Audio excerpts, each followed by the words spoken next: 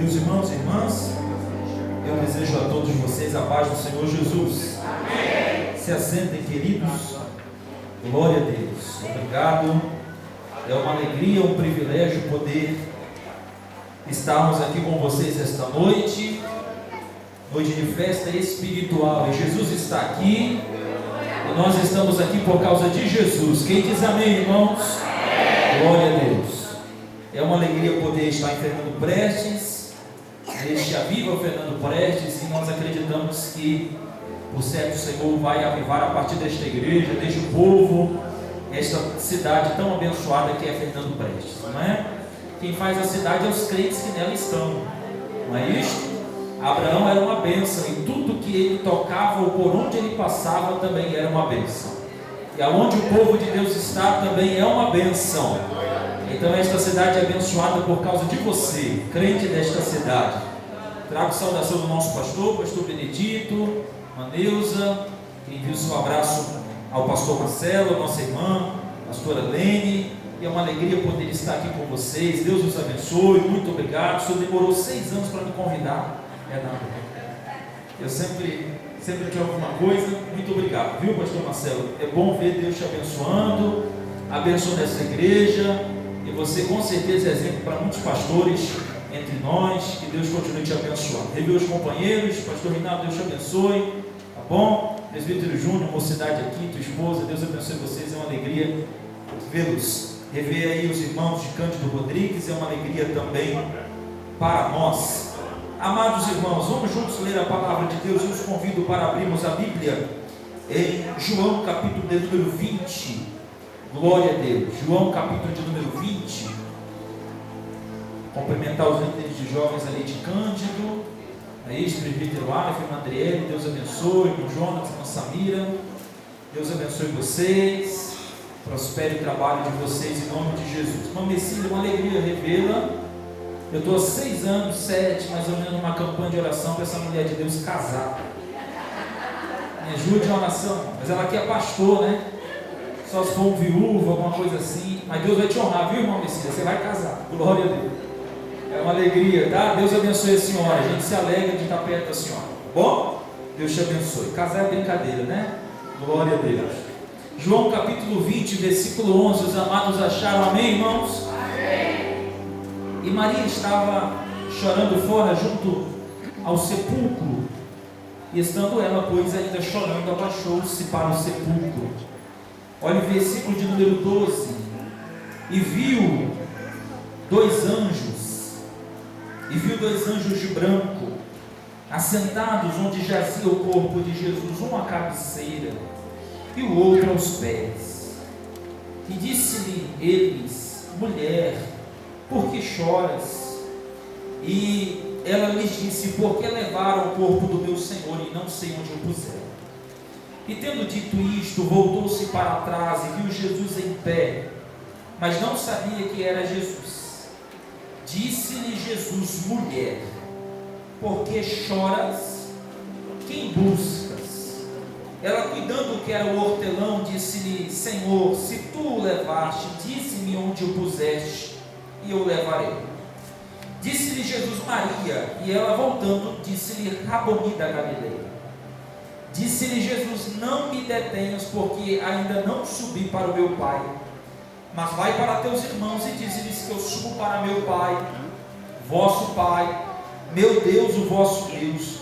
E Maria Madalena foi e anunciou aos discípulos que viram o Senhor e que ele lhe dissera estas coisas. Quem diz amém pela palavra de Deus? Amém. Meus irmãos, eu meditando na palavra de Deus no início desta manhã, pensando em estar com vocês aqui, pensando em outro texto, e como diz, todos, né, estava na ponta da língua, mas esse texto, desde pela manhã, está queimando no meu coração, diferente daquilo que preparei. Deus faz estas coisas. Eu penso que o maior desafio do pregador é ser fiel àquilo que Deus quer falar com a igreja. Mesmo que este seja um texto conhecido da igreja, repetido pela igreja, Deus quer falar. A palavra de Deus fala. Êxodo capítulo de número 12, a palavra de Deus diz que o Senhor falou no Egito. Por Porque Deus, quando quer falar, Deus fala no Egito, Deus fala em Canaã, Deus fala dentro do templo, fora do templo, Deus faz o que quer. E este texto, voltando ao meu coração, eu marquei algumas coisas a compartilhar com os irmãos. O capítulo de número 20 é uma continuidade desde o capítulo 18 de João.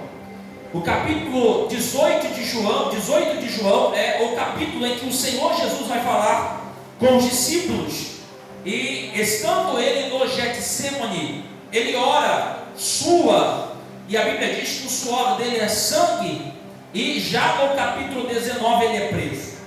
A Bíblia diz que desde o capítulo 19 ele vai comparecer diante de Pilatos, ele é enviado à mão de Herodes, ele volta à mão de Pilatos, e Pilatos fazendo um trato com Herodes, um é representante de Roma e o outro representante da Judeia, para haver paz entre esses dois líderes. Um deles, que é Pilatos, lava a mão e determina que Jesus então faça como deve ser feito: preso, crucificado.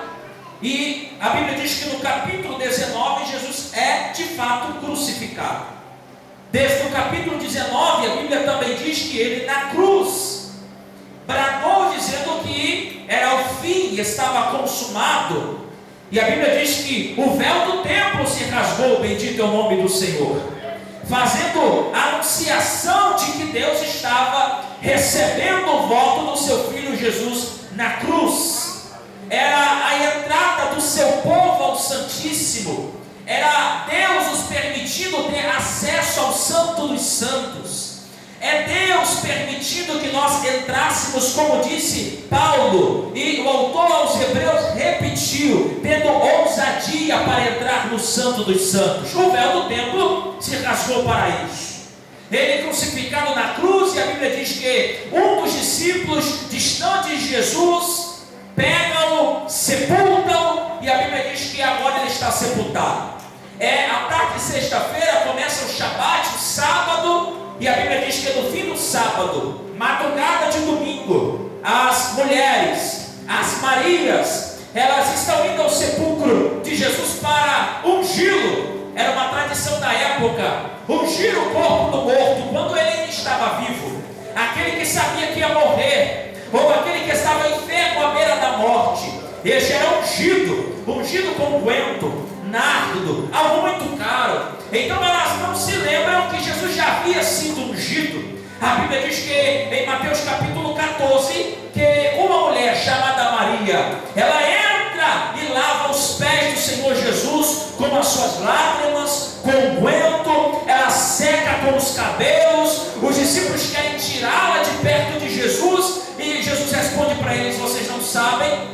Ela está fazendo isto para o dia da minha sepultura. Ela está me ungindo agora, e o que eu estou fazendo agora vocês não sabem, mas vocês saberão um dia. Então elas haviam se esquecido que Jesus havia sido preparado, perfumado, ungido para o dia da sua sepultura, da sua morte. E a Bíblia diz que essas mulheres, elas colocaram no coração: nós vamos lá, nós vamos ungir o corpo dele, mesmo que esteja morto, mesmo que ele não tenha nada para oferecer para nós, porque ele não está vivo. Nós vamos ungir o seu corpo, nós vamos trazer uma oferta, incenso, mirra, nardo, para embalsamarmos o corpo de Jesus. E a Bíblia diz que elas fazem isso. O sol não saiu ainda, é madrugada, e elas se reúnem: Maria Madalena, Maria, mãe do apóstolo João e do apóstolo Tiago, outras mulheres, e elas vão em cortejo, elas vão saindo. E o assunto, sem que o dia tenha raiado, é: olha, a gente está indo lá, levando unguento, levando nardo, vamos embalsamar o corpo de Jesus morto. Mas há um problema muito grave: a gente não tem força suficiente para rolar a pedra que impede de a gente entrar na sepultura, no sepulcro. A gente não tem força, somos 2 mulheres, 3, 4 ao máximo, 4 mulheres, não tem forças para rolar a pedra. A tradição diz que 16 homens, 16 soldados tinham força suficiente para rolar a pedra. Não tem 16 soldados ali, e se houvesse 16, ninguém ajudaria elas a entrarem na sepultura de Jesus. Estava selada, era inviolável. Todos diziam: põe guardas aí, porque os discípulos vêm roubar o corpo Jesus. Põe guardas aí, porque Jesus vai subir, vai ser raptado, vai ser tirado. Só que eles não sabiam que Jesus que disse que o templo, ele próprio, seria derribado, mas ao terceiro dia seria colocado de pé novamente. Oh, aleluia!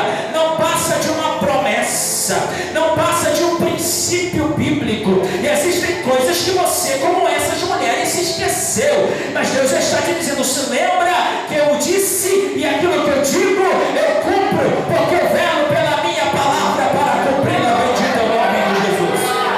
Jesus não cumpre só sobre ele cumpre sobre a igreja também. Afinal, 1 Coríntios capítulo 11 e 12 diz que nós somos membros do corpo de Cristo. Ele é o cabeça da igreja. Então tudo que ele fala dele, ele fala da igreja. De você que está sentado aqui comigo, bendito é o nome do Senhor. Ninguém entendeu como o templo pode ser derribado e por 3 dias ser reconstruído. Nem as obras da China, do Japão, tecnologia em massa, poderiam reconstruir um templo durante 3 dias. Mas Jesus falava do corpo. O corpo vai ser derribado, o corpo vai descer à sepultura, mas ao terceiro dia, bendito é o nome do Senhor, o corpo será ressuscitado por Deus. Elas se esquecem disso, porque a morte, a prova, a luta tem esta capacidade. Sabe qual? A capacidade de fazer esquecer das promessas de Deus. Quem aqui, quando passa uma prova, uma luta, por um instante não esquece do que Deus falou que faria? Deus falou que salvaria o marido, mas a prova chegou e ele parece que está mais possesso, não é? Deus falou que libertaria o menino, a menina, mas o tempo passa e ela fica pior, ele fica pior. Mas eu vim entregar uma palavra de Deus para alguém esta noite, que por um instante se esqueceu do que Deus falou. Ele é fiel para cumprir o que disse. Passa o tempo, passa as estações, sobe rei, desce rei, sobe presidente, desce presidente, senta homens e destrona os homens, mas ele vela pela sua palavra. Aleluia, aleluia, aleluia. Ele vela pela sua palavra. Tu estás esquecida porque está passando por uma prova, tu estás esquecida porque está passando por um vento, mas ele vela pela sua palavra.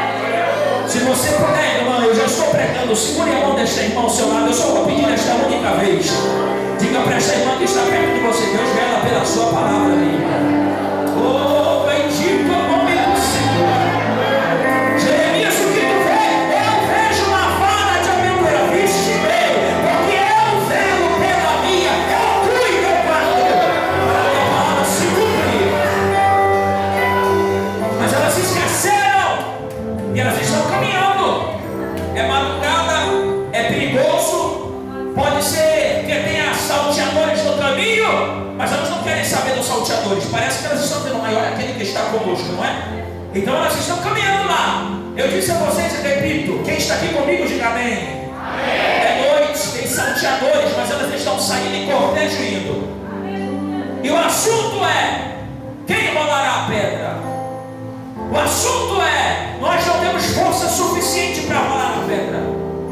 Mas é a Bíblia que diz que mesmo que elas não sabiam falar outra coisa a não ser quem rolará a pedra, em nenhum momento o texto diz que elas voltam para casa.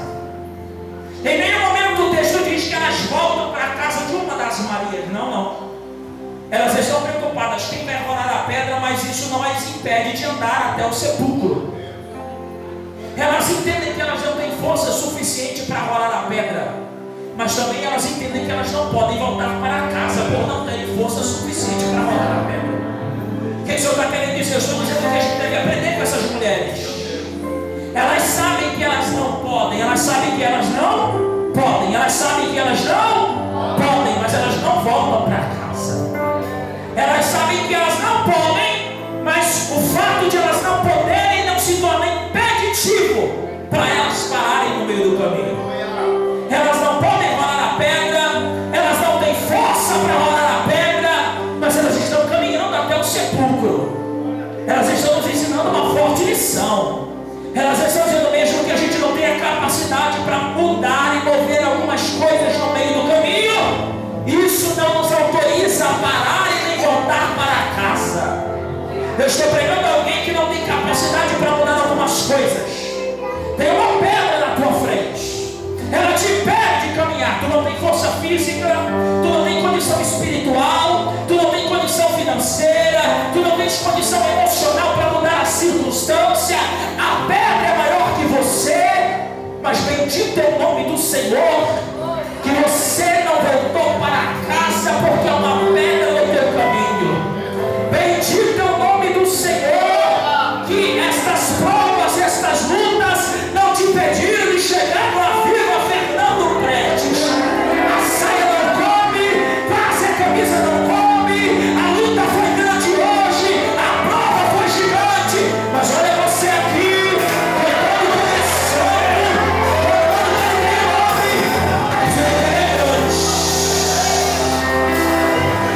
confundindo o inimigo, porque o inimigo pensou que a gente pararia, o inimigo pensou que a gente desistiria, mas antes de Jesus morrer, ele disse a ela, seus discípulos: eis que aquele que é maior, aquele que está com vocês, é maior do que aquele que está no mundo.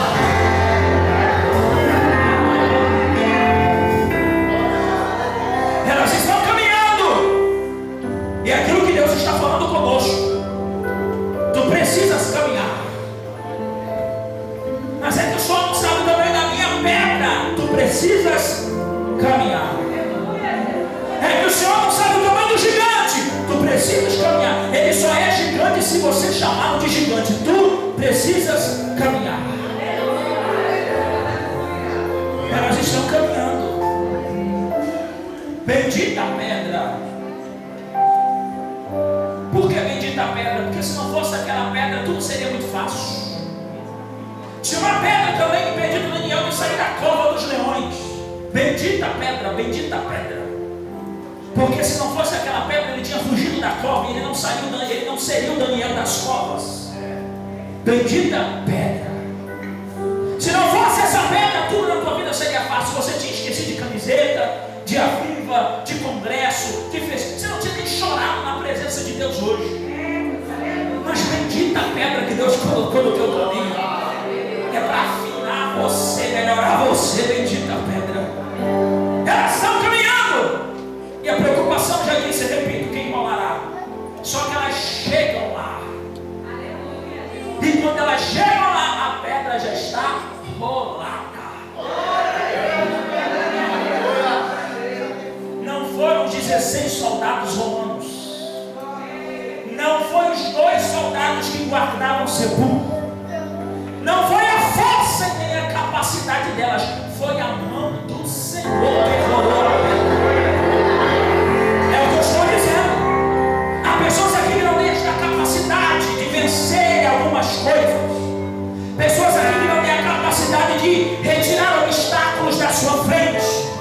Mas o Senhor me trouxe de Catanduva para te dizer: tu não tens condição, mas eu, o Senhor teu Deus, tenho. Mas eu, o Senhor, teu Deus, tenho. Tu não tens saúde para andar uma milha, mas eu te faço andar 2, como diz a minha palavra, porque eu, Senhor, posso. Tu precisas dizer como a Bíblia manda: tudo eu posso naquele que me fortalece. A pedra estava rolada, um anjo assentado nela. Um anjo assentado nela.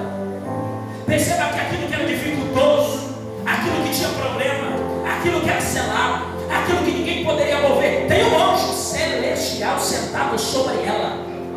É Deus dizendo aquilo que é inalcançável, inacessível, aquilo que você não pode alcançar. Eu faço de banco para os meus sentar, e eles sentam. Para mostrar que embora o homem rolou a pedra e selou para que ninguém chegue perto, eu mando no homem, eu mando na pedra, eu mando na sepultura, eu faço aquilo que ninguém pode fazer. Tem um anjo lá. Elas estão assustadas, a pedra rolada. Elas vão chamar os discípulos. E a Bíblia diz que Pedro e João correm. Quando chegam lá, eles encontram os leões símbolo de que o corpo dele não foi raptado, não foi roubado, símbolo de que foi retirado com muito cuidado, afinal ele ressuscitou. Ele ressuscitou. Só que elas não sabiam, elas não lembravam. Eles sim lembravam. Elas ficaram chorando. O texto diz que elas choravam. Marcos, que no capítulo 14 escreve um paralelo, diz que elas choravam copiosamente. E perguntavam dela por que chora. E elas diziam: roubaram o corpo do nosso Senhor. Uma das Marias, que é a Madalena, de quem Jesus expulsou 7 demônios, dizia: roubaram o corpo dele. Chorava. E o texto diz que elas olhando e chorando, pensaram que era um jardineiro na porta do sepulcro. E o jardineiro perguntou dela: por que vocês choram? E ela disse: porque roubaram o corpo do meu Senhor. Sabe o que o jardineiro disse? E não era o jardineiro, era o próprio Deus. Era o Cristo ressuscitado. Mas pastor, por que elas não viram que era Jesus? Elas andavam com ele, elas discerniam a voz dele. Por que elas não notaram que era ele? Porque elas choravam. E o choro, a lágrima, tem esta capacidade. Alguém já chorou aqui copiosamente? Muito. Você fica com as vistas embaçadas, com os olhos inchados. Quem está chorando muito não consegue discernir o que está na frente é vulto, porque o choro tem esta capacidade. Mas o Cristo que elas pensavam que era o hortelão diz para elas: parem de chorar. Tem um tempo determinado para todas as coisas. Há tempo de se alegrar, mas a Bíblia também diz que há tempo de chorar. Mas é Cristo dizendo para elas: esse choro de vocês é sem motivo. Esse choro de vocês é sem motivo. Parem de chorar. E Jesus me trouxe aqui como mensageiro dele para te dizer esta palavra: tu precisa parar de chorar. O teu choro, a tua murmuração, a tua lágrima tem te impedido de ver Cristo na tua frente. E tu só tem visto prova, tu só tem visto luta, tu só tem visto deserto, e tu não tens percebido que Ele está na tua frente. Por isso Deus manda te dizer pela palavra: pare de chorar. É hora de enxugar a lágrima, é hora de enxugar o choro, é hora de engolir o pranto, é hora de colocar um sorriso no rosto. Levante o guerreiro, levante o guerreiro. Jesus está aqui dizendo: pare de chorar, enxuga os meus olhos esta lágrima.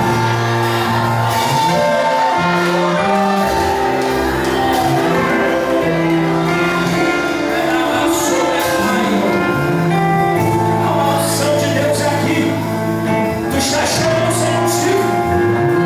Jesus te disse que nesse mundo teria aflição, mas Ele também disse: demônio, eu serei contigo.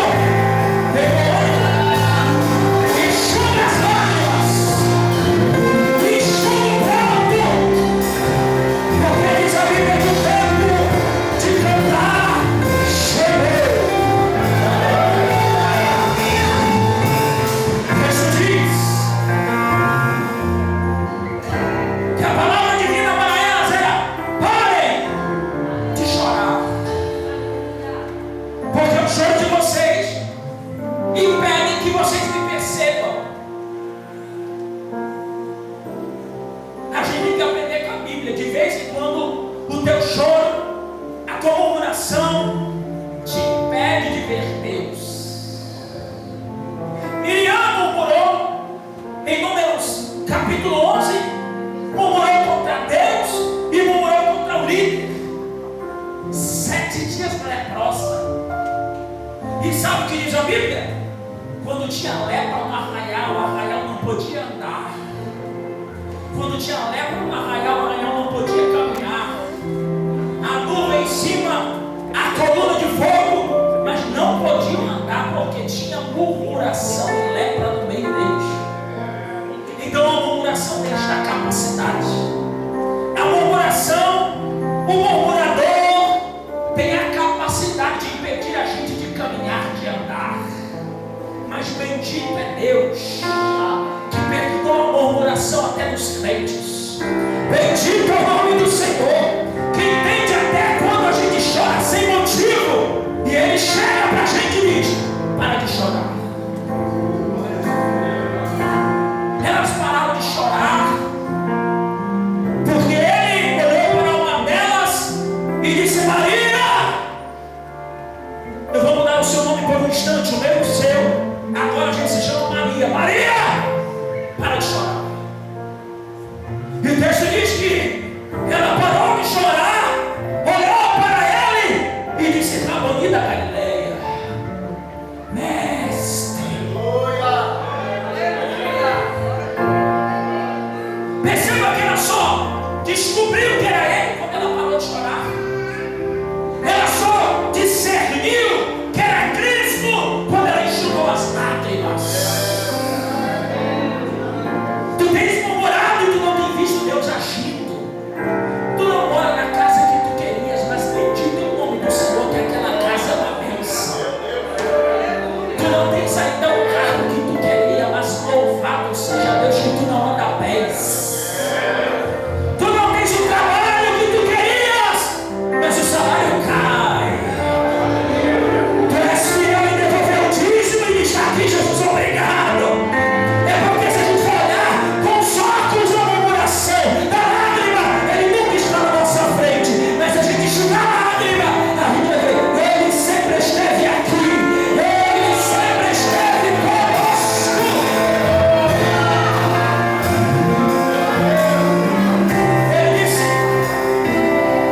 Ele disse a Maria: Maria, o anjo do Senhor disse a Maria: Maria, sabe como é seu nome dele? Esse nome, Yeshua, Emmanuel.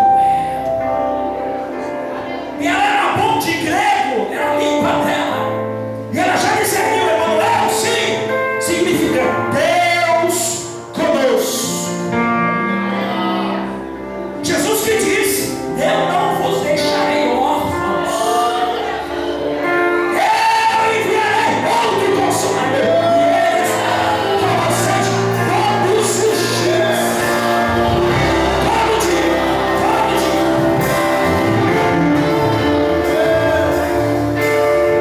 Mas enxuga a lágrima, Maria. Enxugou. Ele disse: Maria. Ela disse: mestre. Mestre. É uma lição importante. Não era todo mundo que chamava todo mundo de mestre. Mestre era um título para quem era sábio. Mestre era um título para quem tinha inteligência. Mestre, e esse aqui é o que eu mais gosto, era um título para quem era soberano, Senhor. Então, quando ela chama de mestre, ela está dizendo: tu não és qualquer homem, tu és Senhor sobre a minha vida. Sabe o que é Senhor? Dominador.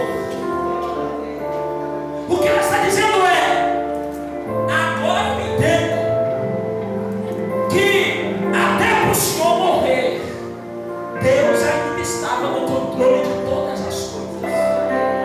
Tu és Senhor, Tu és soberano, Tu és dominador. Então, se Tu morreu e se Tu ressuscitou,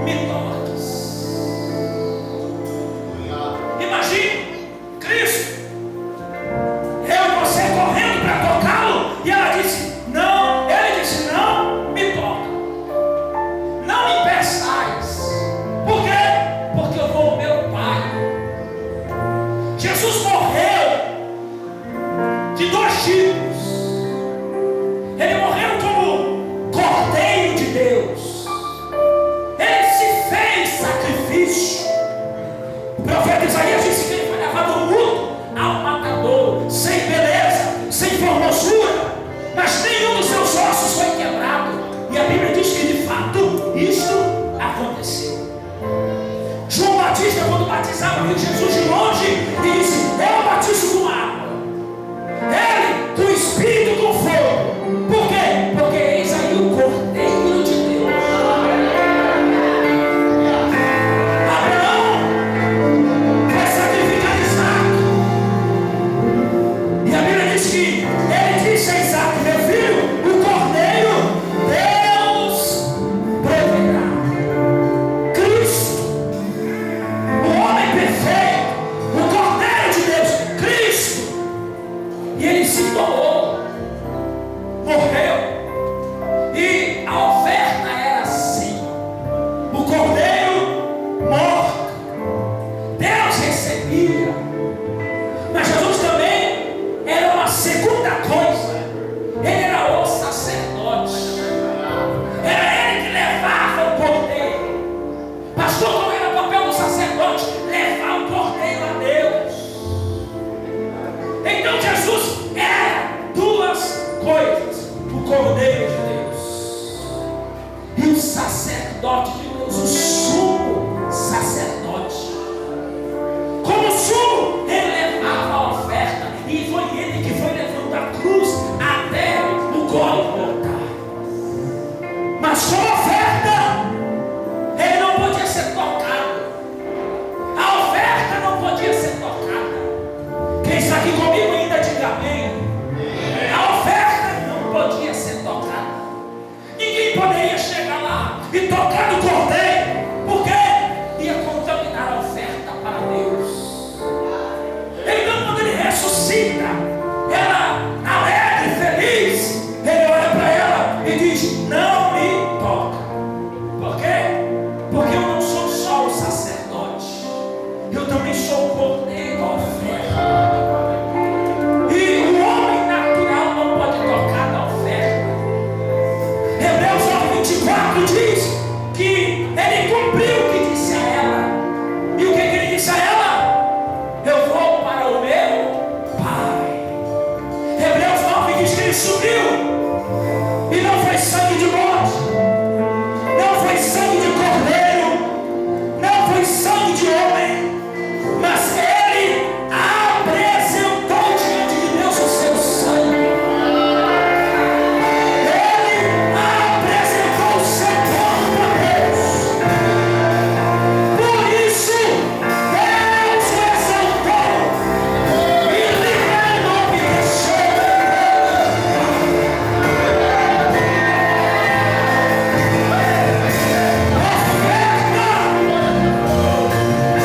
Escute uma coisa: seu louvor é uma oferta, a sua atenção no culto é uma oferta. Você está ofertando a Deus, e o seu culto não pode ser manchado, tocado. Por isso que a Bíblia diz: guarda o teu pé quando ele na casa de Deus, porque a nossa oferta também tem que ser imaculada como Jesus foi. A gente não pode profanar o culto a Deus. Por isso ele olhou para ela e disse: não me toca. Você não pode contaminar a oferta que eu vou levar a Deus. E sabe como o autor dos Hebreus também diz? Que Deus recebeu a oferta, que Deus o assentou no trono que é dele. E sabe o que Jesus disse à igreja? Ele disse no capítulo 3 do Apocalipse: ao que vencer, eu também farei coluna no templo do meu Deus, e ele se assentará no meu trono, como eu assentado no trono do meu Pai estou. Jesus nunca foi pego de surpresa. Nunca teve uma reunião no céu e disse: olha, quem a gente vai matar, quem a gente não, nunca teve isso. Nunca Deus olhou para o filho e disse: meu filho, já que não tem ninguém para você. Não, nunca. A Bíblia diz que ele é Cordeiro de Deus. Ele é morto desde a fundação do mundo. Tudo estava na mão do soberano Deus.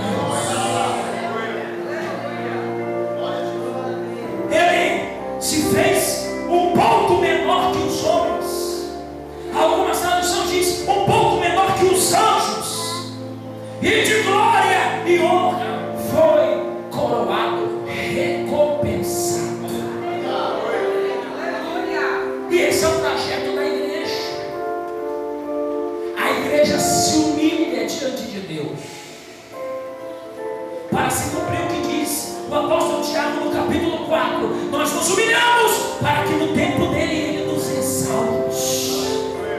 E sabe qual é a exaltação da igreja? Ser recebida como Cristo foi recebido na eternidade. Recebemos a coroa de glória como ele recebeu. E nos assentamos no trono como ele também se assentou. Mas a gente precisa vencer. Os finais das cartas do Apocalipse diz: ao que vencer. A Sardes, a Éfeso, a Pérgamo, a Tiatira, a Laodiceia, tudo a Esmirna é ao que vencer. Então Deus nos reuniu aqui para dizer: meu filho venceu. Meu filho venceu. Por isso que ele está sentado no meu trono. E se você vencer, você também sentará comigo no meu trono. Mas há um desafio. A gente precisa vencer. A gente precisa vencer. É vencer os desafios, é vencer os problemas, é vencer as provas, é vencer os desafios, é vencer as lutas, é vencer a carne. A gente precisa vencer. E Deus já sentou aí para te dizer: eu sei que tu podes vencer. Porque toda vez que Deus olha para a igreja, ele vê o sangue do seu Filho Jesus Cristo vestido na cruz. Mas ele está esperando que a igreja trilhe este mesmo caminho. Como ele venceu, nós precisamos vencer também. É a Bíblia que diz, e eu concluo aqui, que Jesus foi tentado em todas as coisas. Que Jesus foi tentado em todas as coisas. Mas ele venceu. Antes de morrer, ele disse aos discípulos: eu venci o mundo. E pela fé, a gente até completa: nós vencemos também. Paulo, aos Efésios no capítulo 2, diz: ele está sentado e nos fez, 2:5, e nos fez assentar em lugares celestiais com ele. Você não entendeu o texto? Ele está sentado e o corpo de Cristo, a noiva pela fé, também já está sentada lá com ele. Então tu enxergas hoje, tu enxergas este sábado, mas Deus está na eternidade. E na eternidade, o corpo de Cristo, a igreja, nós já estamos lá com ele. E assim como ele venceu, nós venceremos também.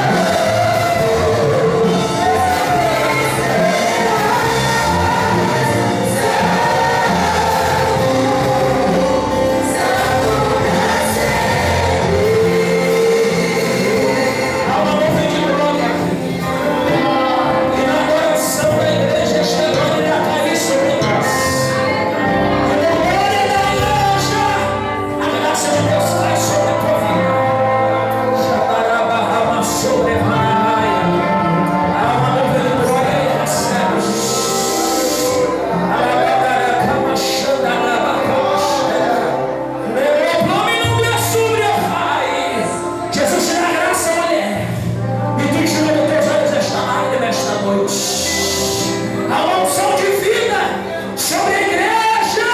E a relevo do alto sobre os crentes aqui. E na medida que tu adoras a Deus, o Senhor te visita, o Senhor te renova, o Senhor te alegra, o Senhor te faz perceber. Esse é o ambiente de glória a Deus. Esse é o ambiente de aleluia. Esse é o ambiente de línguas estranhas.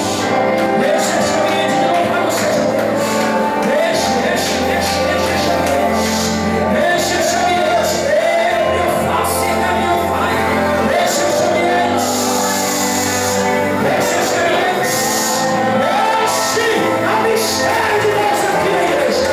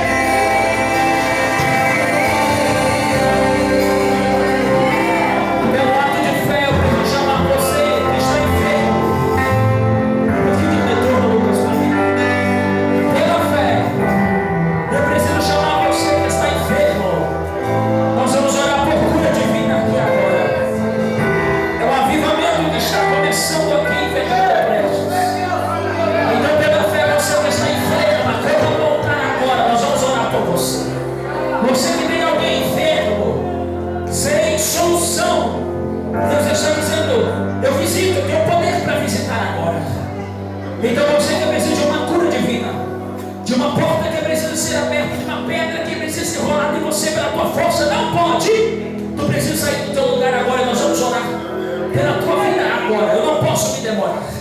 Você que precisa de um milagre da parte de Deus, corra do seu lugar agora. Isto, tem irmãos vindo já.